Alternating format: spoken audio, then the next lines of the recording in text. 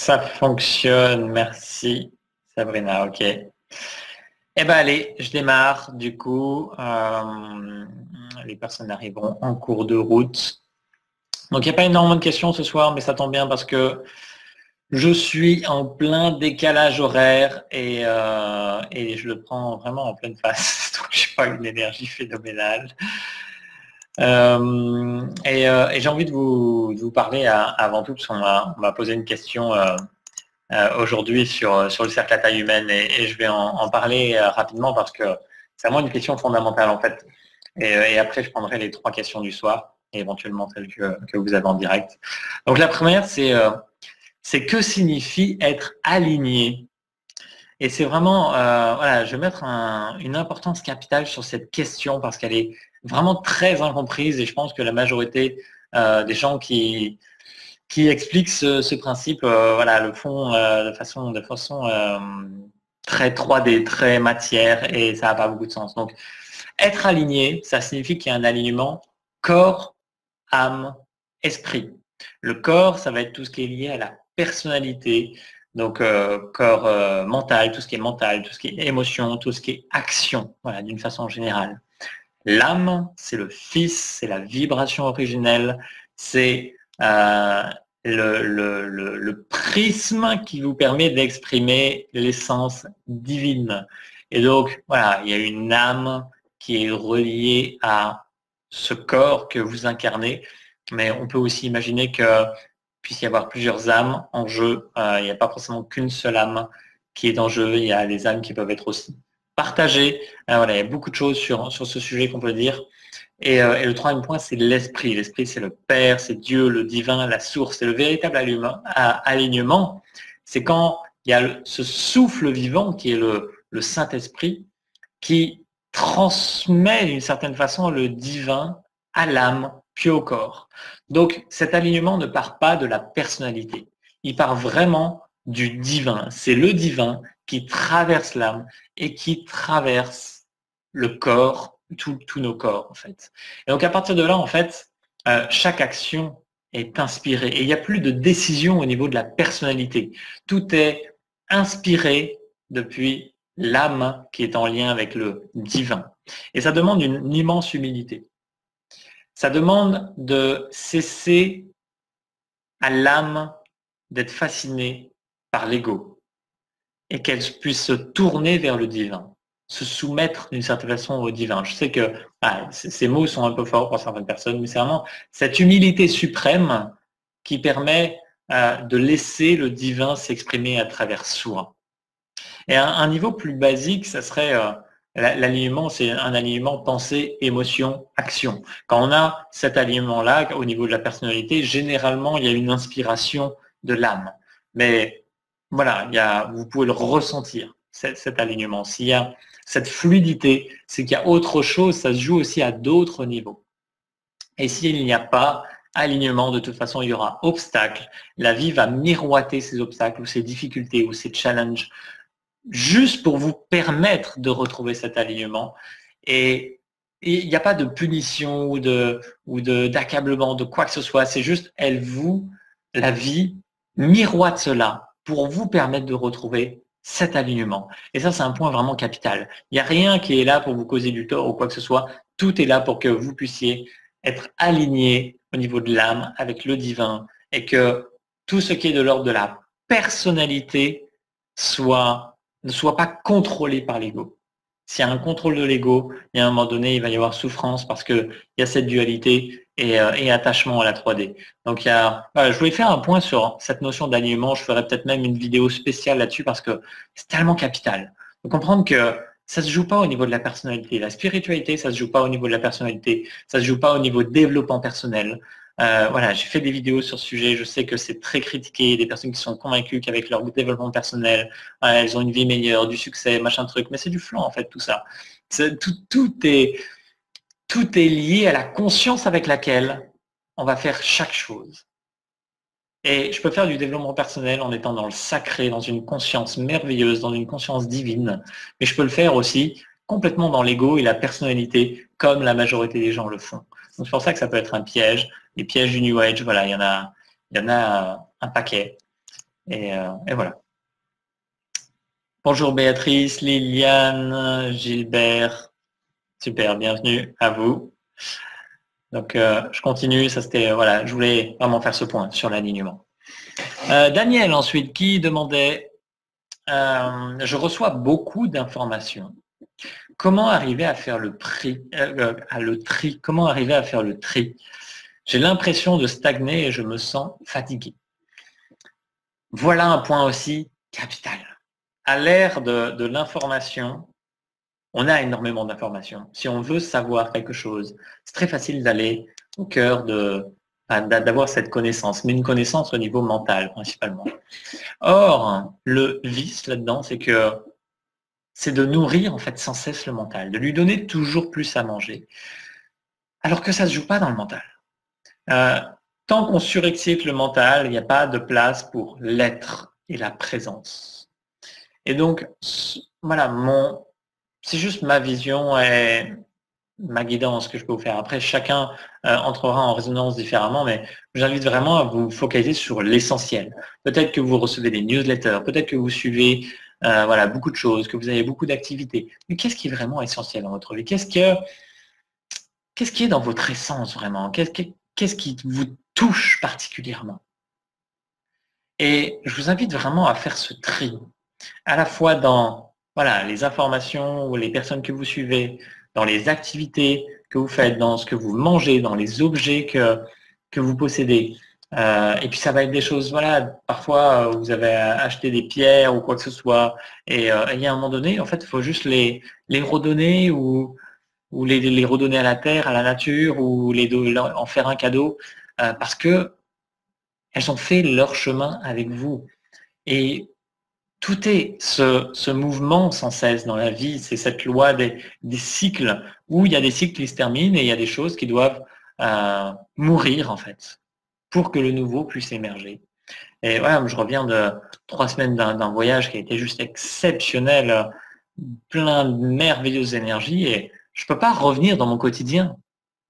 Je ne peux pas revenir dans mon quotidien d'avant avec ça. Le fait de revenir dans ce quotidien fait que ma présence, mes nouvelles prises de conscience font que ce quotidien doit s'adapter et que l'ancien doit mourir pour que le nouveau puisse émerger. Ça ne se fait pas du jour au lendemain, c'est une intégration aussi.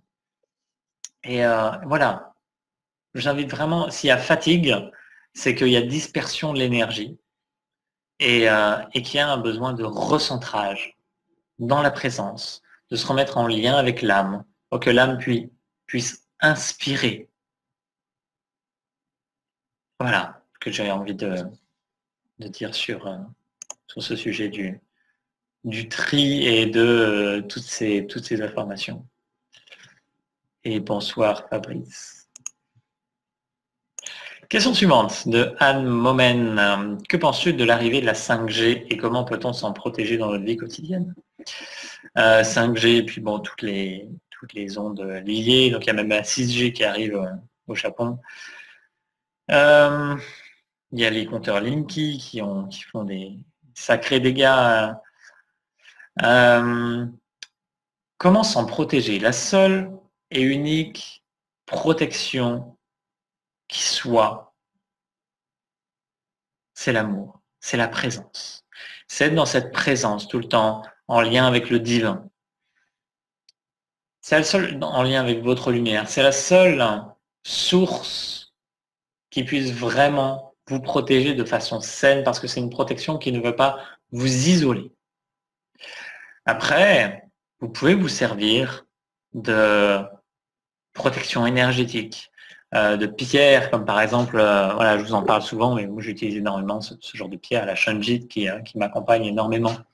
Vous pouvez avoir ce genre de choses aussi, c'est des orgonites qui sont des mélanges de pierres avec sous forme pyramidale, c'est super. Vous pouvez avoir des pierres à porter sur vous-même, les cristaux que je vais vous présenter aussi avec mon voyage, voilà, ce genre de cristaux. Donc les pierres vont vraiment vous aider.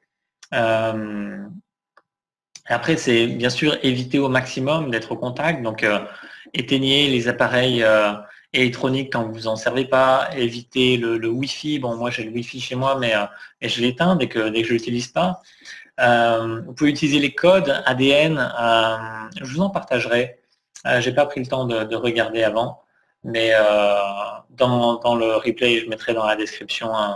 Il doit y avoir des codes ADN sur les protections les protections des ondes spécifiquement.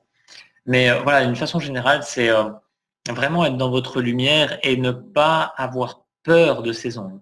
Plus vous avez peur, plus vous êtes sensible à ces choses-là. Les personnes, par exemple, électrosensibles sont des personnes qui ont des fuites énergétiques. Et donc, c'est des personnes qui sont sensibles, qui ont un don immense de sensibilité sur l'extérieur, mais elles se font happer du coup par cet extérieur. Donc, il n'y a aucune raison d'être électrosensible. Il y a aussi, ces personnes ont aussi ce rôle de sensibiliser la population par rapport à l'effet néfaste que peuvent avoir ces ondes. Mais d'une façon générale, si je suis pleinement dans ma lumière, l'extérieur ne peut pas m'atteindre. Si je suis vraiment ancré, l'ancrage va jouer énormément aussi là-dedans. Si je suis ancré, les énergies qui me traversent peuvent circuler directement à la Terre, hein, et ça me permet d'être naturellement dans cette protection. Une protection naturelle qui ne va pas diviser. Après, voilà, dans certains cas, par exemple, voilà, moi, je suis passé dans les portiques d'aéroport ces derniers jours, et voilà, c'est clairement parmi les pires trucs dans lesquels on peut passer. Mais j'étais vraiment, quand je passais dans le truc là qui nous scanne dans tous les sens, j'étais vraiment focalisé à l'intérieur sur ma lumière, et j'avais ce mot lumière qui me revenait en permanence. Et voilà, et j'étais vraiment centré au maximum. Alors que si je vais dans le portique et que voilà, je suis complètement paniqué, que j'ai peur des ondes qui vont m'agresser et tout ça, bah là oui, je les prends de plein fouet en fait. Donc voilà, soyez vraiment cette attitude de créateur divin. Oui, il y a des choses qui sont pas très naturelles et qui peuvent vous faire baisser en vibration, mais restez, servez-vous de ça pour être un moyen de recentrage justement. Et vous pouvez vous servir en fait justement de ce qui est négatif sur le papier pour vous centrer sur l'essentiel. C'est comme par exemple des personnes qui vont mettre beaucoup plus de conscience par exemple à manger un steak qu'à manger une salade. Parce qu'en mangeant la salade, ils disent bon là c'est bon à la santé, donc c'est bon, ils mangent ça très rapidement. Alors que quand ils vont manger leur steak, ils vont mettre une attention immense parce qu'ils savent que c'est un plaisir et que voilà, c'est pas bon forcément pour leur santé, qu'ils n'en ont pas vraiment besoin, mais voilà, ils en ont envie. Et le fait qu'ils mettent cette conscience, en fait que le steak devient meilleur à la santé que la salade. Et donc c'est vraiment un jeu dans cette expérience terrestre que d'être dans cette conscience présente, lumineuse dans chaque chose que l'on puisse faire. Ok.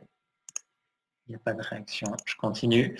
Donc, dernière question de Moshta de Krayem que j'ai pas eu le temps de lire encore. Donc, elle dit, j'ai lu des passages que je n'arrive pas à assimiler. J'ai besoin de ton aide. Réellement, on ne va pas quitter notre corps pour devenir lumière, mais on va transformer notre structure physique en lumière, en amour. Dans le même sujet, pourquoi y a-t-il des cadavres qui ne se transforment pas après des dizaines d'années sous terre et des maîtres qui n'ont pas d'ombre sous le soleil? Ok. Déjà, le corps physique et l'âme et l'âme en fait, voilà, sont distincts. L'âme existe sans corps physique. Elle n'a pas besoin de corps pour exister. Elle a besoin d'un corps pour exister dans la 3D. Et c'est pas parce qu'il y a encore un corps dans la 3D sous forme de cadavre, par exemple, que l'âme ne continue pas à évoluer sur d'autres plans. Donc, voilà, aucun rapport en fait avec je suis déjà. En fait, l'illusion, c'est de croire que je suis ce corps. Je ne suis pas ce corps. Ce corps, c'est juste un véhicule que j'utilise dans cette expérience terrestre. Mais c'est pas ce que je suis. Je suis pas ce corps. Je suis pas ces pensées. Je suis pas ces émotions. Peu importe ce que vous vivez au niveau physique, mental ou émotionnel, vous n'allez plus l'avoir plus tard. Qu'après, bien sûr, il y a un karma associé. Et si vous figez certains trucs ou certains trucs, vous allez les retrouver dans des vies futures. Mais aujourd'hui, avec le potentiel d'élévation, d'évolution, d'ascension qu'on a sur cette terre, vous pouvez vraiment vous détacher de tout, tout, tout, tout. Bien sûr, ça demande une participation active. Par exemple, voilà, moi pendant mon séjour, je me suis reconnecté à d'anciennes vies avec des mémoires très lourdes, notamment liées à l'alimentation, avec des vies où je mourais de faim, avec les empoisonnements, voilà, des choses comme ça, et bon, qui me rattrapent dans cette vie. Mais voilà, je suis dans cette notion de libération. Et donc voilà, c'est ok, j'ai vécu tout ça, et maintenant ça peut circuler, ça circule, et c'est merveilleux en fait. Je repars pas avec ça. Je laisse ça. Une fois que, voilà, des fois ça a besoin de venir à la conscience, parfois pas.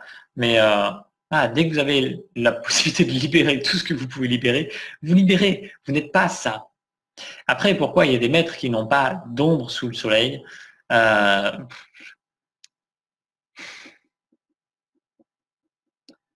C'est parce que leur présence est tellement lumineuse, leur conscience est tellement absorbée. C'est pas les bons mots. Leur corps physique est tellement empreint de lumière, empreint de l'essence divine. Il n'y a plus de personnalité. Que le corps, les limites du corps dans la 3D sont transcendées. Tout comme, voilà, dans quelques années, dans quelques années, ça va dépendre pour qui, mais il y a des personnes qui sont déjà capables, mais on pourra l'éviter, on pourra, mince, comment on dit, se transporter d'un endroit à un autre, comment on dit, se téléporter. On pourra faire de la télépathie, voilà, tout ça. Et donc ça, c'est des choses, les potentiels, ils sont là, hein, c'est déjà tout accessible. Et on transcende les limites du physique. On pourra traverser la matière. Voilà, c'est pas une utopie, c'est juste que tous ces potentiels, ils sont là, et ils ont toujours existé, mais avant, c'était beaucoup plus difficile d'y accéder. Là, maintenant, c'est servi sur un plateau. Donc, on a juste à se libérer des chaînes qu'on a créées ou engrammées dans le karma, etc. Et voilà, c'est apprécier le processus. Il y a je suis déjà lumière, je suis déjà amour, je suis déjà le divin, je ne suis que ça, que ça. Tout le reste, c'est une expérience. Voilà, prenez plaisir à l'expérience. Aujourd'hui, moment je marchais dans la rue, j'étais complètement fracassé parce que j'arrive pas à dormir avec le décalage horaire. Hein. Et pourtant, je suis fatigué. Donc là, j'ai retrouvé un semblant d'énergie. Et, en fait, j'étais mort de rire dans la rue parce que je disais, mais c'est pas, je vais jamais réussir à rentrer chez moi. En fait, c'est tellement j'étais fatigué. Et, en fait, je rigolais parce que c'est juste une expérience éphémère et que même si c'est pas agréable, ça me faisait rire en fait. C'est, je pouvais m'observer du point de vue de l'âme. C'était rire parce que ça a à la fois pas de sens, pas d'importance et c'est complètement ok en fait. Donc quoi que vous viviez, puis vous pouvez vivre des moments difficiles, des maladies, des conflits avec d'autres personnes, ça a juste aucune importance, aucune. Profitez juste de ces expériences pour libérer ce que vous avez à libérer, trouver votre joie, trouver votre enthousiasme ou quoi que ce soit, et vivez l'instant. Vivez l'instant. Et pour moi aussi, la vie est une école en fait. Donc chaque jour offre son lot de nouvelles expériences et c'est merveilleux comme ça.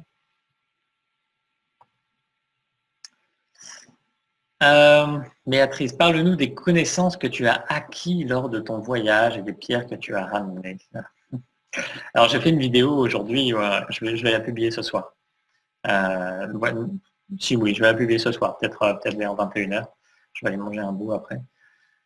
Et donc j'ai mis pas mal de photos, pas mal de vidéos aussi. Les prises de conscience majeures, c'est celles liées à l'alimentation, comme je vous le disais, où j'ai plongé dans des vies antérieures, notamment en Éthiopie, où voilà, j'étais mort de faim, et du coup, en cette vie, j'ai un peu de culpabilité à trop manger. C'est beaucoup inconscient, bien sûr.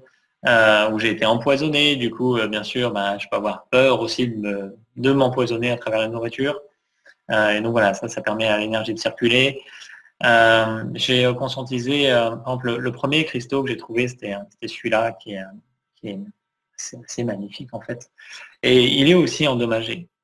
Et, en fait, toutes les personnes qui sont attirées par les cristaux, et notamment comme je le suis, donc à œuvrer avec la grille cristalline. La grille cristalline, c'est le réseau énergétique créé par tous les cristaux sur Terre. Et on a des missions différentes en fait. Et ma mission m'a été révélée clairement. C'était que c'est juste d'envoyer de l'amour à la grille cristalline et aux cristaux à travers ces cristaux-là. Parce que je me suis dit, mais attends, pourquoi j'ai pas trouvé un cristaux clair, par exemple, si je vous montre celui-là, vous pouvez voir, bon, la luminosité n'est pas géniale, mais voilà, il est transparent, il est beau, mais celui qui me parle le plus, c'est celui-là. Et en fait, il est endommagé. Et je vois que mon rôle, c'est d'envoyer de l'amour à travers toute la grille cristalline, à travers ces cristaux-là. Et je me suis rendu quand dans des magasins où ils vendaient des cristaux et je me sentais pas très bien. Et en touchant les cristaux, je sentais beaucoup de détresse, beaucoup de tristesse parce qu'il y a des extractions qui sont pas forcément très saines. Et en fait, en envoyant tout mon amour à ces cristaux, je sentais qu'il se passait quelque chose et qu'il s'ouvrait. Et c'était juste merveilleux. Et pendant tout ce voyage, j'ai été très connecté à l'âme, en fait. Et l'âme m'envoyait énormément de messages. Donc je savais, j'avais un clair ressenti, une clairvoyance de là où je devais aller, comment je devais faire les choses. Et très souvent, parce que j'étais pas seul, parce que on était en groupe et tout ça, je suivais pas forcément ces intuitions. Donc je m'observais en train de faire un choix de la personnalité, de l'ego, alors que je savais précisément qu'il y avait autre chose qui m'appelait. Donc c'était très très fun en fait à observer. Donc forcément, ça m'a fait vivre des expériences que je regrettais un peu ou voilà, qui auraient pu être plus agréables. Mais je le savais parce que je vivais ça. Donc ça a été assez marquant. Et après, en fait, j'ai participé à un stage là-bas, donc sur les énergies cristallines avec une nana qui est très connectée à la source. C'était le grand chaos, ce stage, c'était un peu n'importe quoi. Et en fait, je me suis rendu compte que j'avais des attentes sur pas mal de choses et que quand je compare les stages que j'organise avec ça, c'était vraiment du grand délire. C'était décousu de A à Z, même si on a passé des très bons moments, hein, mais c'était décousu de A à Z. Il n'y avait aucun sacré, il y avait beaucoup de perdition de l'énergie, et très challengeant pour justement l'énergie masculine de s'installer. On était 2 hommes pour 16 femmes. Et ouais, ça m'a permis aussi d'incarner plus d'humilité, plus de présence sans chercher quoi que ce soit et d'être plus présent à ce que je ressens vraiment. Voilà, s'il y a une activité organisée et que je ressens que je suis pas appelé par ça et que je suis appelé par autre chose, ouais, je peux m'offrir juste ce cadeau de dire, ouais, c'est pas parce que j'ai payé telle chose ou que je suis censé être là que je dois y aller. Si je ressens autre chose, j'ai le droit aussi de faire autre chose. Donc voilà, ça c'était très fort. Je suis passé par un nombre de vortex et de centres énergétiques hyper puissants avec mon ami Mathieu. Voilà, c'était totalement dingue. Donc c'est très chouette. Donc pas de connaissances particulières, mais vraiment un accès à des énergies. Aux États-Unis, il y a vraiment des lieux très très forts vibratoirement. On en a aussi en France, mais là-bas, il y a une dimension de grandeur et vraiment une présence à l'énergie sacrée et cristalline et à la 5e dimension qui est complètement dingue, surtout autour de Sedona, qui est un peu la ville numéro 1 dans le New Age. Voilà, c'est déjà pas mal en fait. J'ai appris beaucoup sur des lieux forts énergétiquement, notamment le Grand Canyon. Là, j'ai pas pris le temps vraiment de faire la descente du Grand Canyon dans le fond parce que là, on retrouve des vestiges de l'Égypte, des vestiges atlantes. Il y a des pyramides, des grottes dans lesquelles il y a des choses exceptionnelles dans ce canyon. Et voilà, je pense que je serai amené à y retourner en même temps pour aller aussi au Mont Shasta. Voilà. Parler en anglais aussi, ça a été assez une expérience forte d'être au contact de tous ces Américains, Américaines. Et ouais, ça a été une expérience forte aussi. Ouais, voilà. Voilà, dans les grandes lignes. C'était tellement riche. J'ai fini avec New York. Et alors New York, c'était pour moi très dur à vivre, surtout aux endroits où il y a les 2 tours. Là, j'ai cru que je tombais en larmes. J'ai été submergé. Il y a plein d'âmes en perdition là-bas. J'ai pas eu les épaules clairement pour venir en aide, mais il y a des êtres de lumière qui doivent venir, des âmes fortes qui doivent se réunir en tout cas pour nettoyer ça, parce que c'est loin d'être fait et c'est terrible quoi. J'ai mis 1 heure à m'en remettre là quand je suis resté 2 secondes à côté, mais j'ai mis 1 heure à m'en remettre. Ouais, voilà, donc j'ai été très très heureux de ce voyage parce que beaucoup de nature, et je sais que quand je m'enferme dans les villes, dans les voyages, ça me saoule très très vite. Donc voilà, dans les grandes lignes. Mais j'ai ramené énormément de cristaux, donc il y en a qui doivent encore arriver par la poste, parce qu'on en avait à peu près 5 kilos chacun. J'aurai l'occasion de vous en montrer. Et donc je vais publier la vidéo ce soir. Et vous pouvez voir, il y a des vidéos à l'intérieur de la vidéo, il y a pas mal, il y a quelques photos aussi très inspirantes. On a croisé beaucoup d'animaux de type ours, colibri. Colibri, c'est exceptionnel de croiser avec les colibris. On a vu un serpent à sonnette. Ouais, voilà, beaucoup d'animaux particuliers. Les séquoias aussi, ça a été une belle connexion avec ces séquoias géants.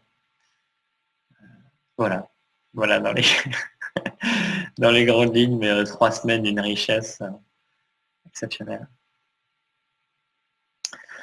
Voilà, chers amis, merci pour votre présence ce soir. On va clôturer là. Comme d'habitude, donc ce question-réponse sera uploadé sur YouTube, donc dans les jours qui viennent, demain probablement. Et puis voilà, ma foi, si vous avez un mot en plus à dire, je suis à l'écoute. Sinon, j'ai l'impression que c'est tout bon. Prenez soin de vous, plein d'amour et de belles énergies à toutes et à tous. Belle soirée et je vous dis à très très bientôt. Salut, bye.